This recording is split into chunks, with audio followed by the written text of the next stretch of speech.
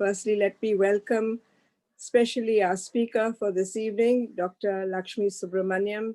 Thank you for acceding to our request on behalf of Godrej Archives, the CSMVS Museum, and the Museum Society of Bombay. Thank you so much for joining us. I know you're tucked away in a small village in South Goa, but to have you with us is really a great honor. And we're all looking forward to hearing about business in the time of contagion. A few words about this lecture. It's a historical perspective that we will be witnessing today. And this presentation is an attempt to explain contagion more broadly and to investigate the narratives it generates. These are important for all stakeholders, including business and enterprise, that draws a lot of strength and substance from trust, reciprocity, and confidence that in turn enables a better management of risk and liabilities. Just how contagion played out in past moments of history and what the present scenario holds out will be the issues that the presentation will briefly touch upon. It argues that narrative production is a key strategy that is deployed to make sense of the unknown, as well as to manage as best as possible the limitations of public policy and intervention. It also argues that it becomes vital to maintain a robust public sphere that will enable the production and utilization of sensitive messaging and how within it business has a key role to play. I have known Dr. Subramanian almost for the last decade, and our paths crossed with each other when I was working on an exhibition, and in 2012, she had released one of her books, The Three Parsis. Of course, she has many, many more publications to her credit, including one on Gandhi, which was released as recently as 2020. Dr. Subramanian is currently Professor of History at BITS Pilani, Goa, and Associate Member of the Institute of Advanced Studies, Nantes, in France. She is currently a scholar in residence at the Godrej Archives and has a long and distinguished career teaching and researching with a string of books and essays to her credit. She is well known for her expertise in Indian maritime history, and we're looking forward to a talk by Dr. Lakshmi on that subject, maybe sometime in the next quarter of next year, and on business groups, and in the field of social and cultural history of modern India. As I said, she has several publications to her credit, books on history, maritime history, on music as well. So with these few words, I do not wish to stand between all of you, our audience. Thank you so much for joining us this evening. And I now hand you over to Chief Archivist at Godrej Archives, Vrinda Pathare, to take over from me. Do enjoy the evening and do join us in our forthcoming events. Thank you so much, Dr. Lakshmi, on behalf of all of us. Thank you. Thank you, Dr. Firoza Godrej. Collaborating with the Museum Society of Mumbai and CSMVS is always a pleasure. But let me quickly inform you about the Godrej Archives before we proceed.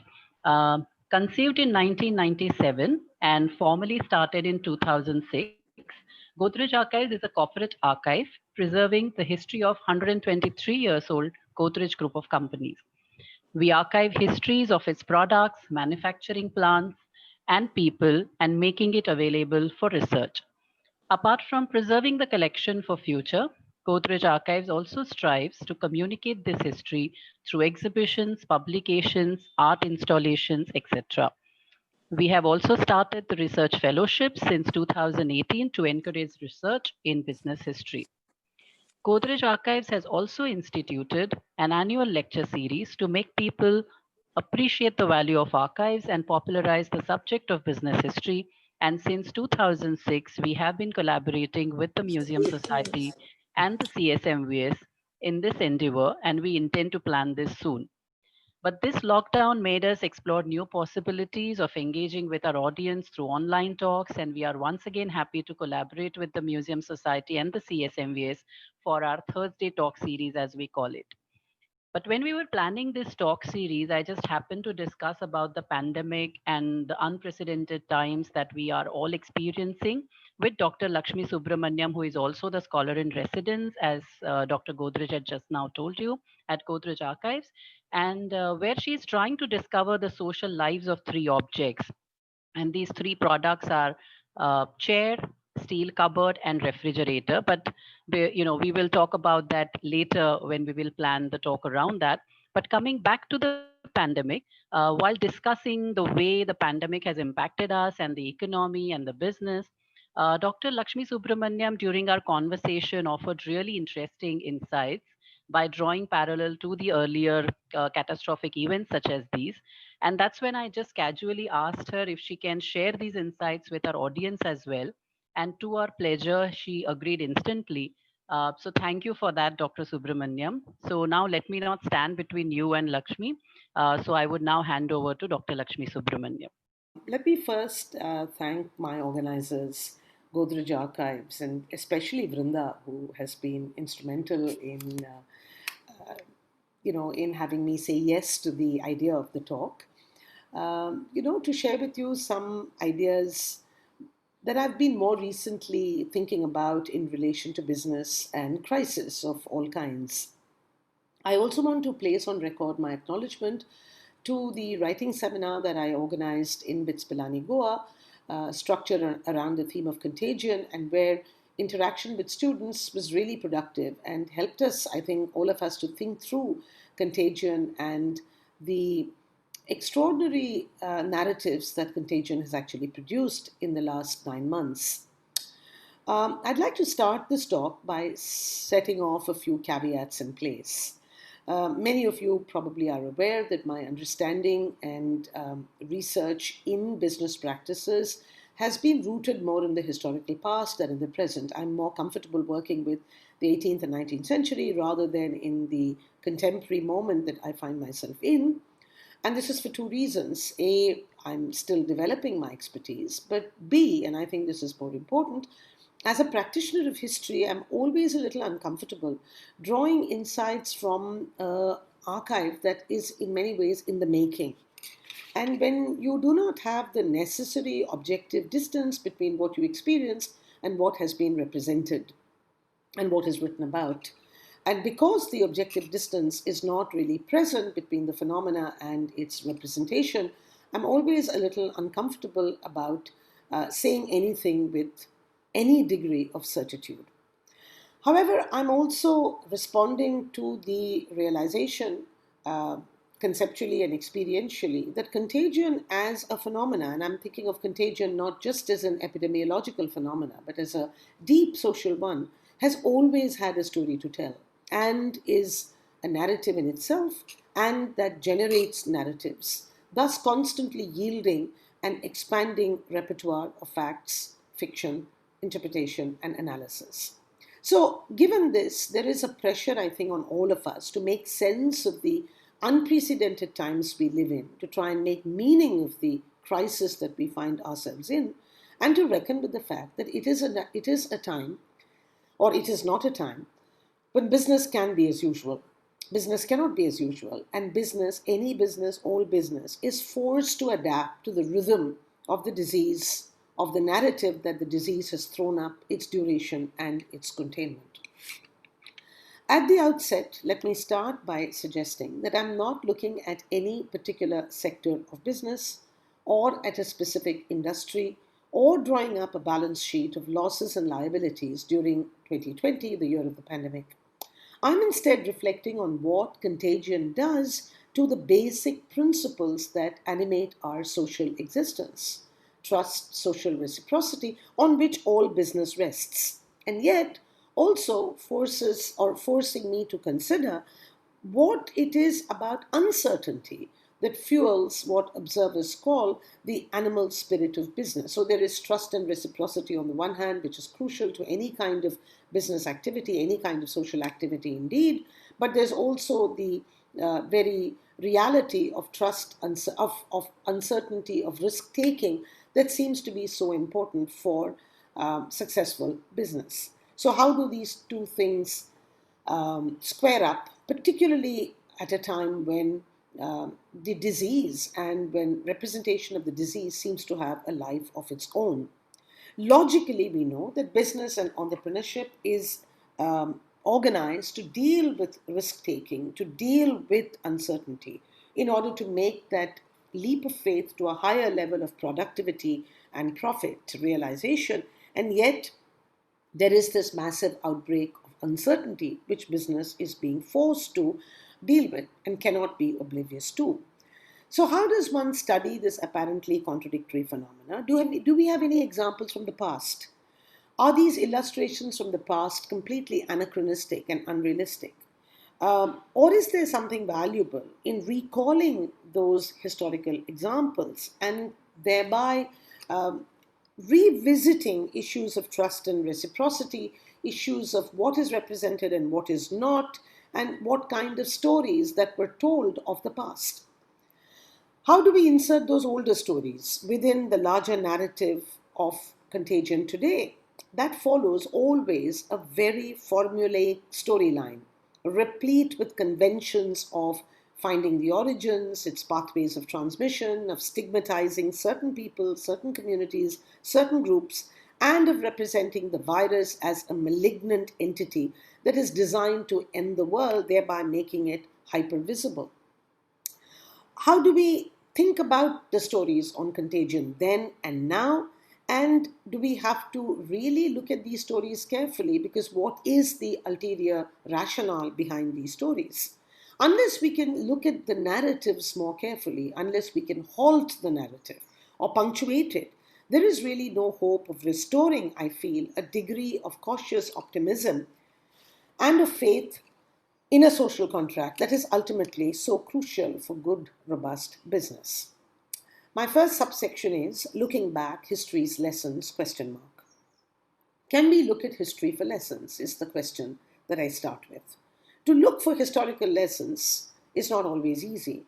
And while taking a longue durée approach to the relationship between business and contagion, in the case of Western India to the bubonic plague and the influenza epidemic that India suffered from almost exactly a century ago, and which actually wiped off an enormous swathe of the population across the subcontinent.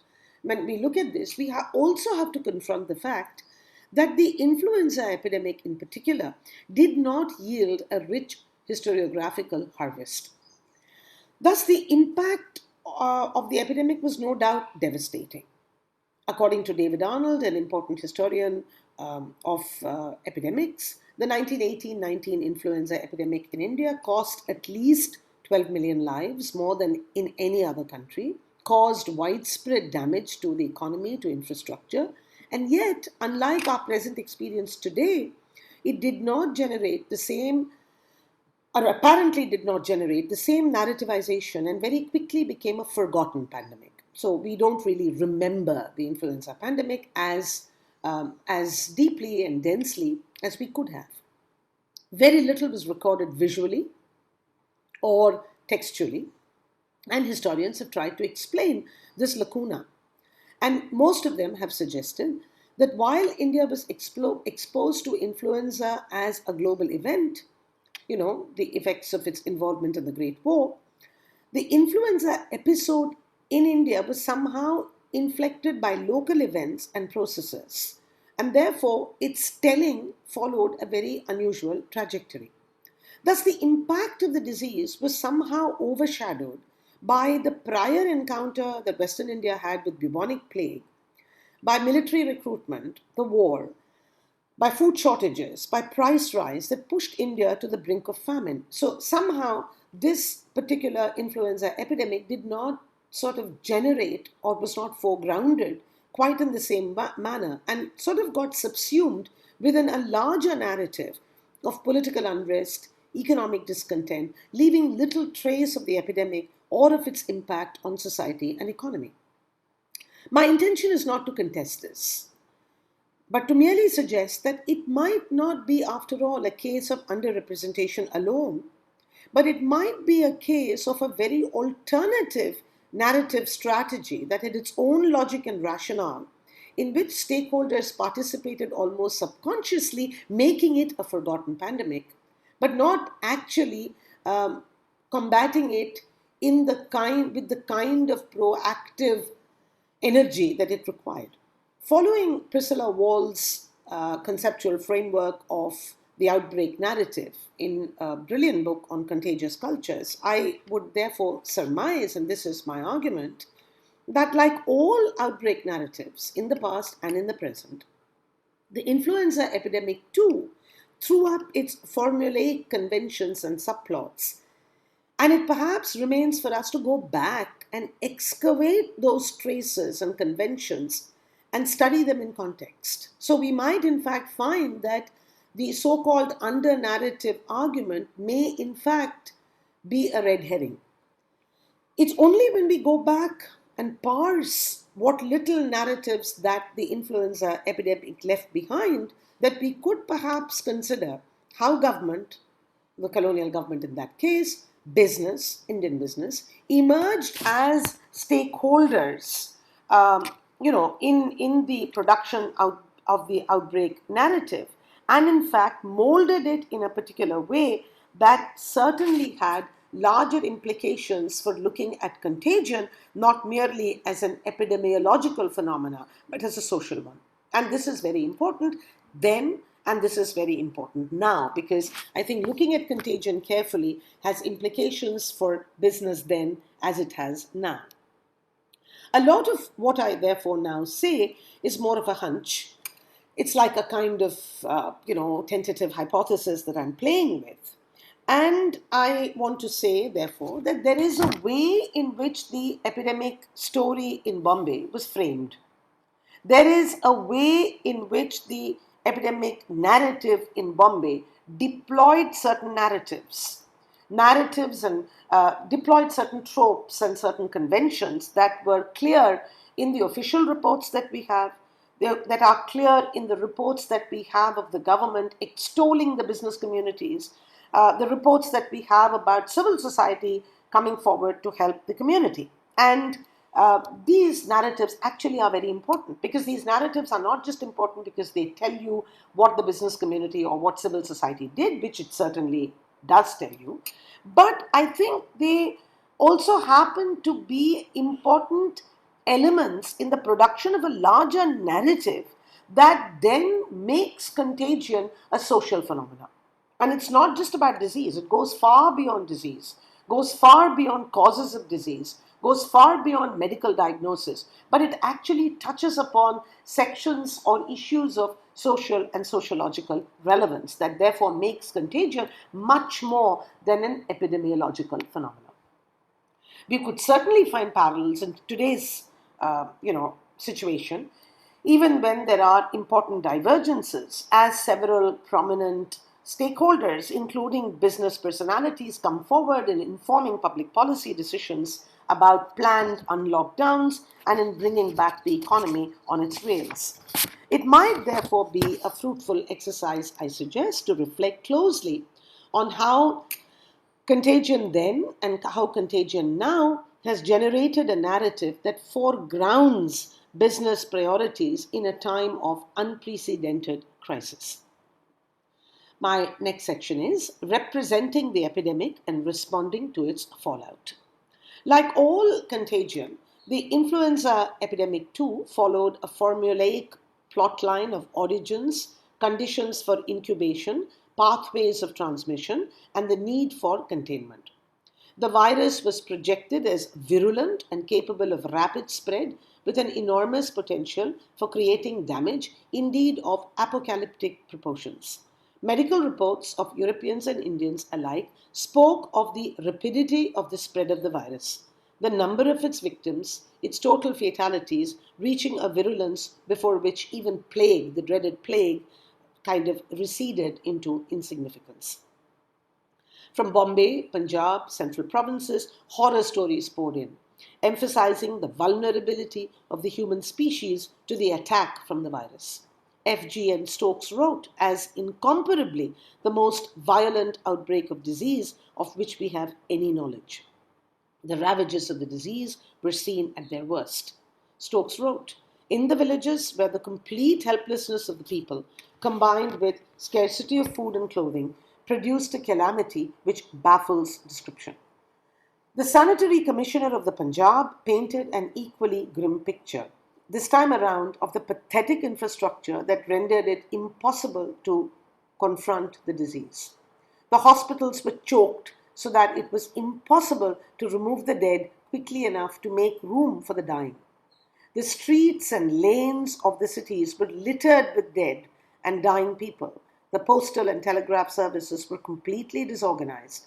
The train service continued, but at all the principal stations, dead and dying were being removed from the trains. The burning ghats and burial grounds were literally swamped with corpses, while an even greater number awaited removal. The depleted medical service, itself sorely stricken by the epidemic, was incapable of dealing with more than a minute fraction of the sickness requiring attention and immediate priority. Nearly every household was lamenting a death, and everywhere terror and confusion reigned. So far, so good. Commissioners, medical representatives were all referring to the tremendous or the terrible ravages that the disease had, in fact, exposed. But there was also, in a way, a kind of silence about the apathy of the government and the larger establishment to confront the inadequacy of public health.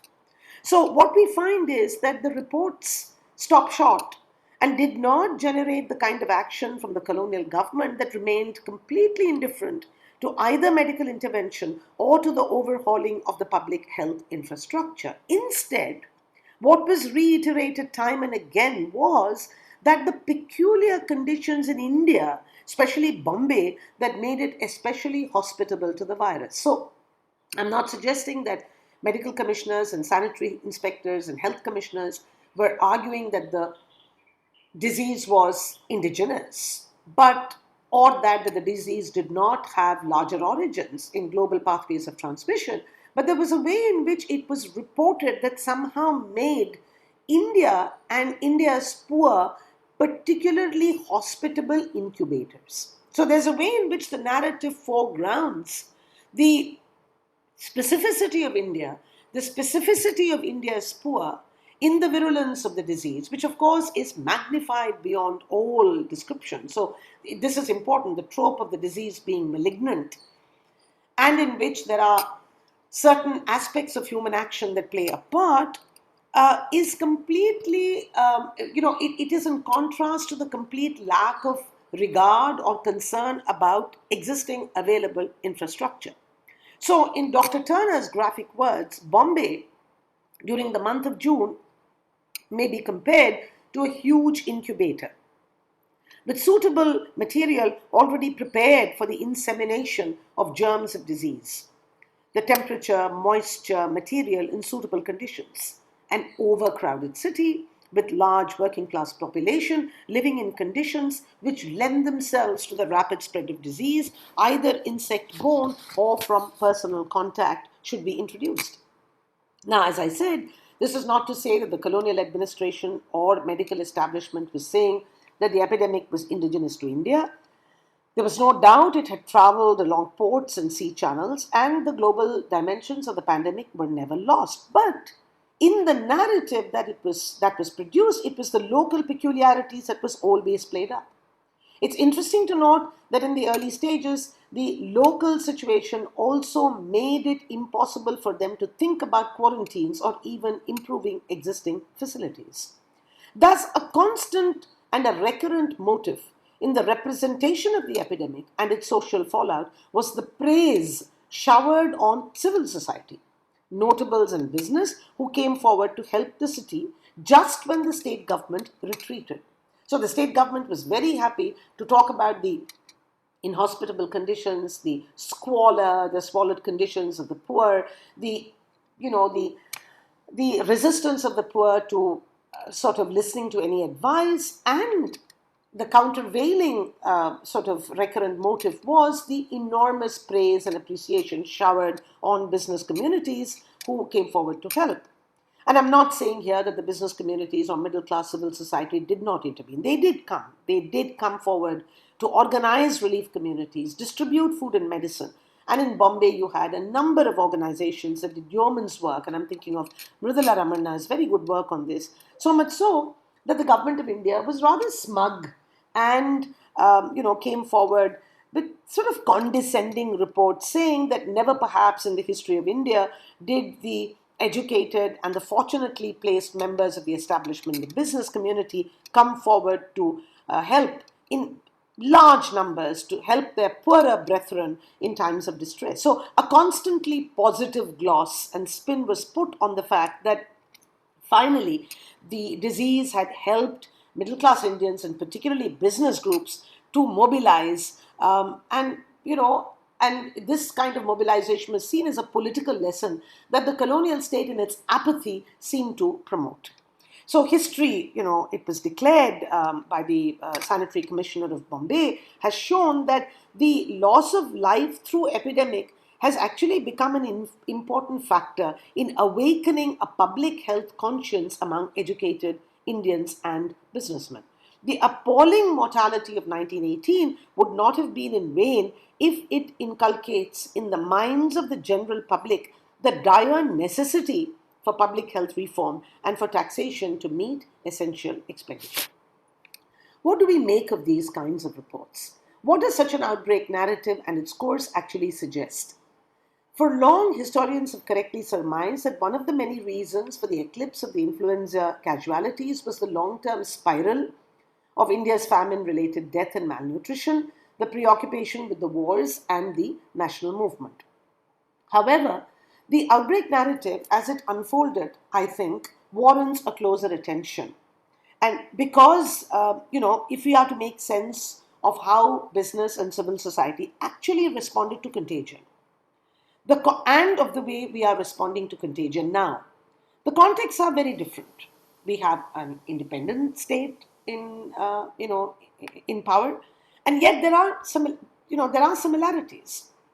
Part of the similarity lies or is to do with the undeniable fact that in most societies and most times, contagion is rarely only a medical phenomenon, and that social aspects of contagion surface in unusual ways, exposing deep fault lines and fissures, all of which are reproduced endlessly by media, market, and the state.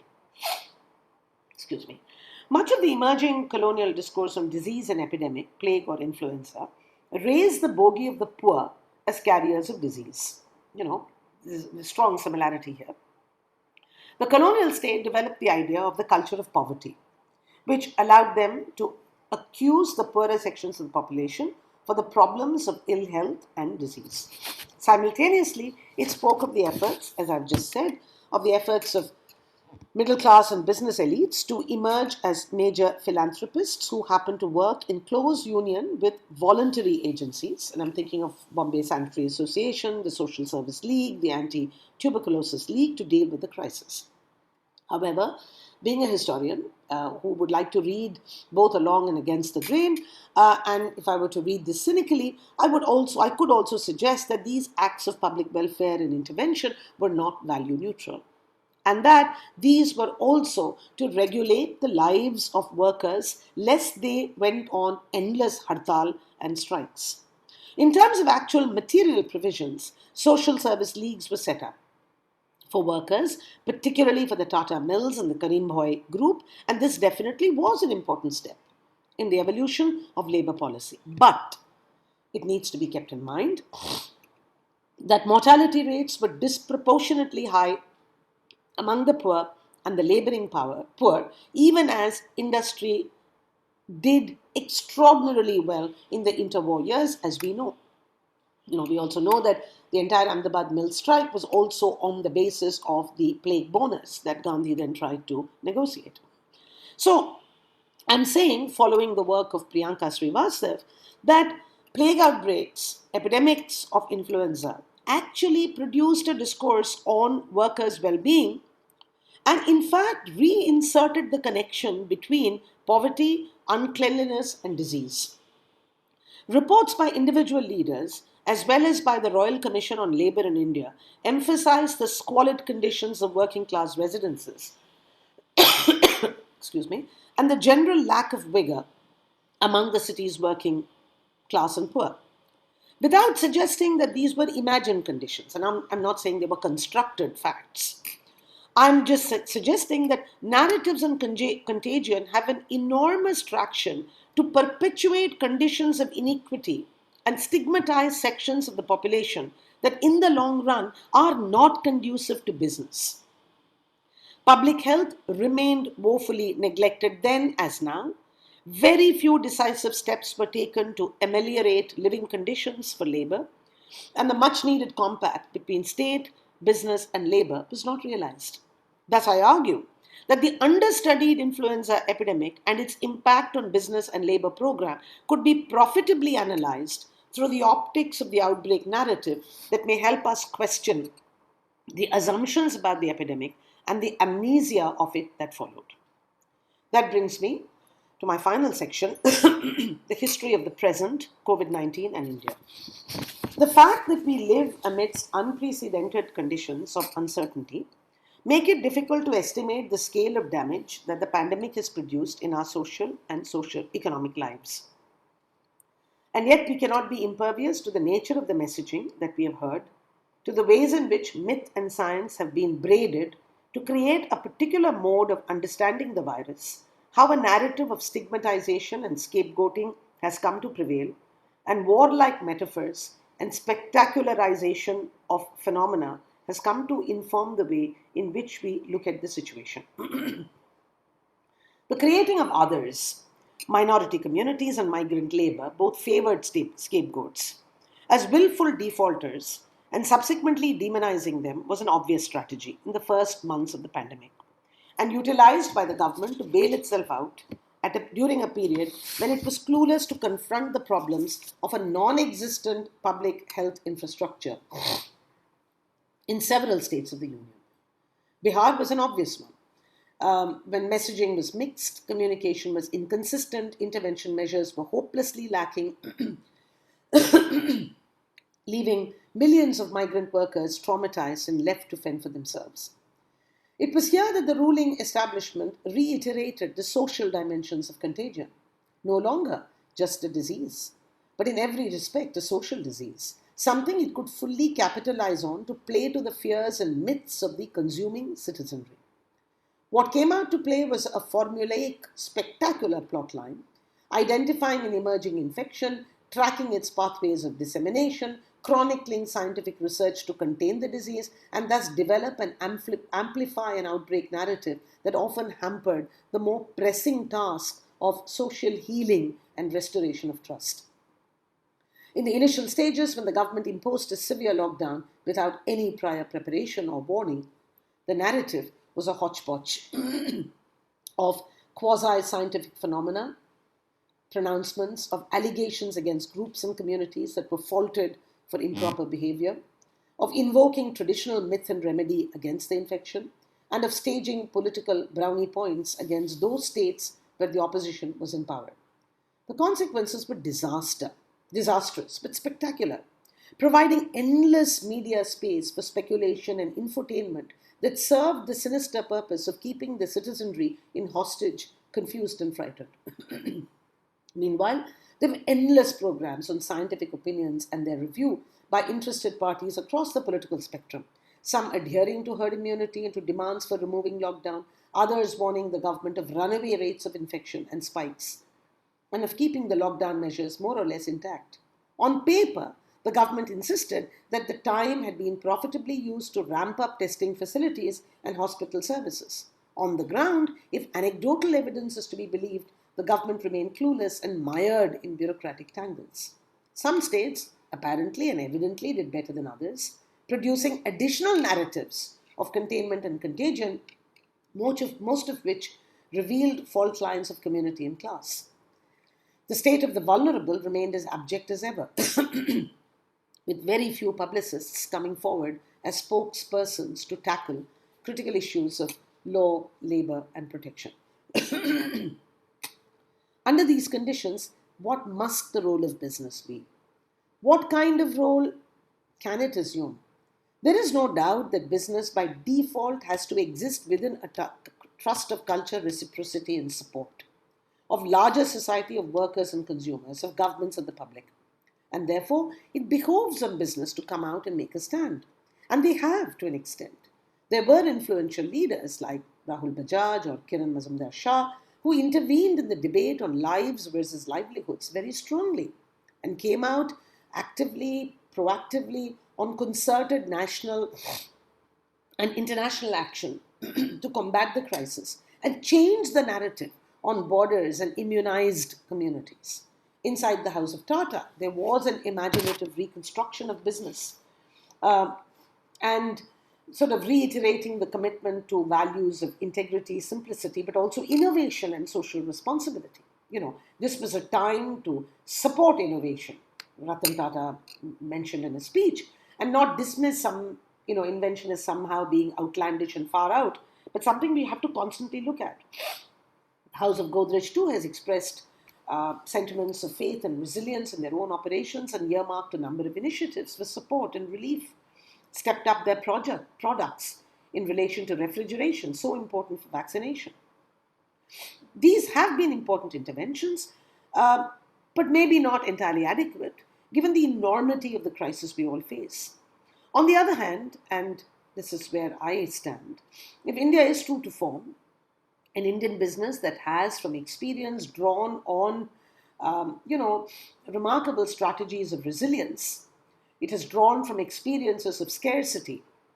We can think about the kind of crises that it has faced over the 65 years of the Republic and have had maneuvered very complex challenges to carve for itself an important role.